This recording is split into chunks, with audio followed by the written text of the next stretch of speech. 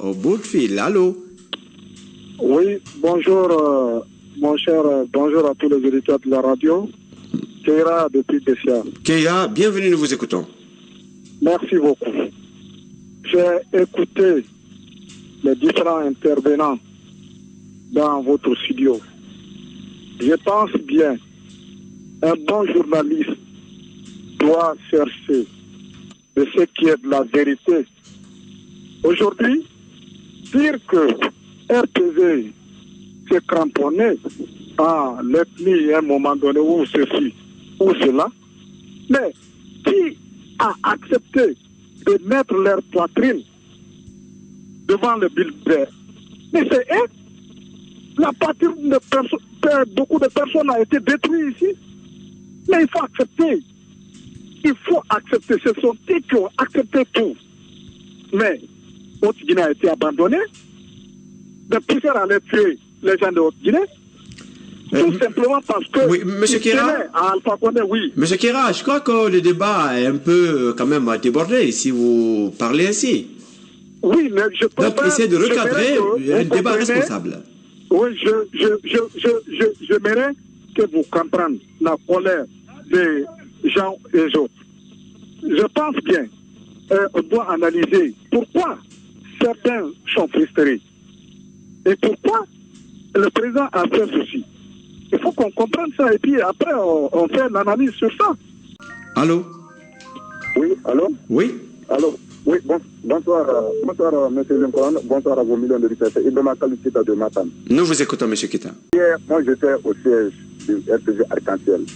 Le président Alpha Condé a amené une délégation, c'est-à-dire aux militants, pour que ceux-ci puissent écouter vraiment les revendications des militants de son parti.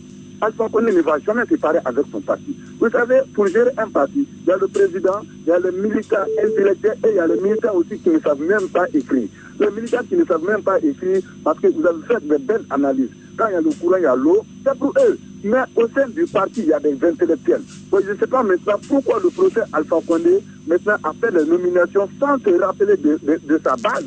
Parce que quand nous regardons tout le combat et que le RPG, les militants ont fait pour ce parti-là, bon, et qu'il y a des nominations et qu'il n'y a pas de récompense. Vous êtes au studio, vous êtes journaliste. Quand on vous dit de passer toute la journée en train de parler sans vous payer, vous serez content? Mais il faut qu'on se dise la vérité. La politique, c'est un jeu d'intérêt. Hein. C'est pas parce que, oui, nous sommes dans le RPG par conviction. Parce que, comme moi, je prends l'exemple sur moi. Moi, je suis dans le RPG par conviction, mais c'est pas tout le monde. Mais il y a des personnes qui ont dépassé des millions et des millions pendant la campagne. Ils se sont battus corps et âme. Et il y a des personnes aussi qui sont obligées. Donc il faut rembourser ce que les gens là ont payé. C'est pas pour dire de rembourser ce que les gens ont payé. Mais on ne peut pas dire qu'au sein du parti, il y a des cadres et qu'on va se débarrasser de tous ces cadres. Ah, d'accord. Oui, mais il y a combien de postes ministériels? Il y a 31 postes ministériels. Mais parmi les 31 postes ministériels, on n'a pas dit de donner tous les 31 postes ministériels pour RPG Arc-en-Ciel. C'est pas 100 postes ministériels, c'est 31. Mais parmi les 31, il y a de ces postes aussi où tu peux aussi amener aussi tes sympathisants. Mais il faut qu'on se dise la vérité dans ce temps. Quand l'UFDG va gagner le pouvoir, vous pensez que l'UFDG va se référer à notre parti?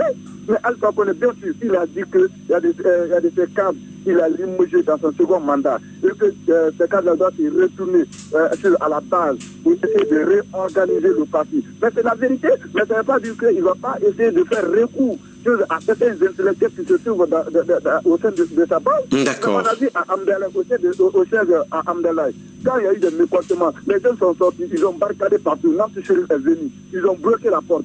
Mais pas fini. Alpha Condé est venu à l'écoute et il a essayé d'écouter les gens.